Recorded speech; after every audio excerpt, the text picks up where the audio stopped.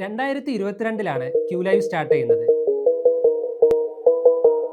Personalised education provide ചെയ്യുക എന്നുള്ളൊരു മിഷനിലൂടെ 24 ഞങ്ങൾ പ്രൈവറ്റ് ലിമിറ്റഡ് കമ്പനിയായി റീബ്രാൻഡ് ചെയ്തു.